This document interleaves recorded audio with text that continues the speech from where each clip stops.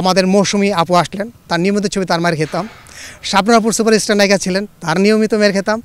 নারী ভেসে আমি স্ট্যান্ড শটগুলো দিয়ে দিচ্ছি, এক চুল থেকে শুরু করে পাওয়া পর্যন্ত দেখতে যেন মেয়ের মতো লাগে, মেকআপ সহ। আপনার ক্যারিয়ারে আপনি কখনো নায়িকাদের হাতে মার খেয়েছেন কিনা?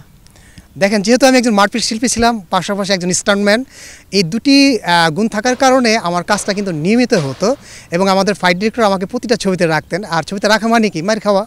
আমাদের মৌসুমী আপু আসলেন, তার নিয়মিত ছবি তার মার খেতাম। শাবনূর আপুর সুপারস্টার নায়িকা ছিলেন, তার নিয়মিত মেয়ের খেতাম। আমাদের মুনমুন যখন সুপারস্টার নায়িকা ছিলেন, প্রতিদিন তার হাতে মার খেতাম। পপি আপু আসলো, তারাও নিয়মিত মার খেতাম। যখন যেই আমাদের হিরোইনি আসছেন না কেন, মার খেতে খেতে জান শেষ। তবে অভিনয়ের মারপিট, তবে মাঝে মাঝে দুই চারটা কিন্তু লেগে যেত, জানেন। তখন লাগলে কিন্তু কে পুরুষ আর কে মহিলা বোঝা যেত না, মার তো মারে। এভাবে প্রচুর মার খেয়েছি। এলো কেয়া সুপার বিউটি সোপ, নতুন রূপে নতুন সৌরভে, ভিটামিন ই সমন্বয়ে, শুধুমাত্র তোমারই যত্নে, কারণ তুমি স্পেশাল। দেখা গেল তিনি পজিশন ঠিকমতো নিয়েছেন, আমি একটু এগিয়ে গেছি। হ্যাঁ, তখন তো নাকে লাগার কথাই বা চাপার মধ্যে লাগার কথা।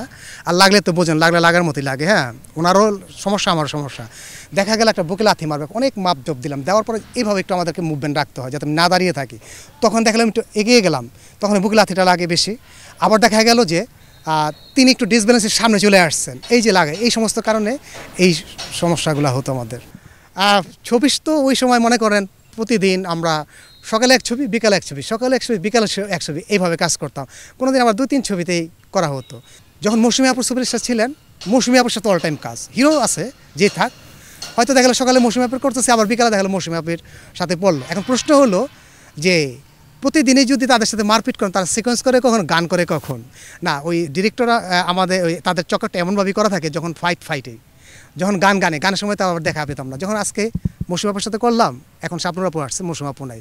এক সময় আমরা অ্যাকশনগুলো করতাম আমাদের বেশি মুনমুন, আবার মরি আপু করতো। ওই সময় মুনমুন আপুর সাথে আমরা নিয়মিত মারপিট করতাম।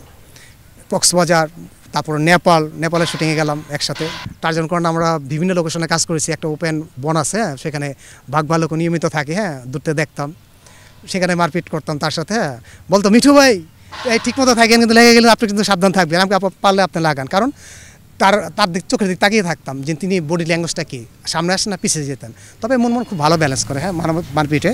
শাবনূর আপুর সাথে নিয়মিত কাজ করতাম। আর একটা মজার ব্যাপার হলো, ওই মারপিট দৃশ্যে কিন্তু তাদের ড্রেস পরে কিছু শর্ট কিন্তু আমি দিয়ে দিতাম, যেহেতু আমি খ্রিস্টান ম্যান। কখনো তাদের সালোয়ার কামিজ পরে, কখনো শাড়ি পরে, হ্যাঁ, কখনো কোটটাই পরে, তখন তারা যখন যে ড্রেসটি পরতেন, এভাবে অসংখ্য ছবিতে আমি তাদের নারী ভেসে আমি স্ট্যান্ড শটগুলো দিয়ে দিচ্ছি, একটা হুবাহুব ওরকম ড্রেস, চুল থেকে শুরু করে পাওয়া পর্যন্ত দেখতে যেন মেয়ের মতো লাগে, মেকআপ সহ। এভাবে কাজ করতাম আমরা। তখন দেখা গেলো এদিকে আজকে মুনমুন আপুর সাথে সকালে মারপিট করতেছি, হয়তো দেখা গেলো ওদের দিয়ে আবার মৌসুমী আপুর সাথে মারপিট চলছে আমাদের ফ্লোরের ভিতরে। এভাবে চলতো আমাদের কাজগুলো।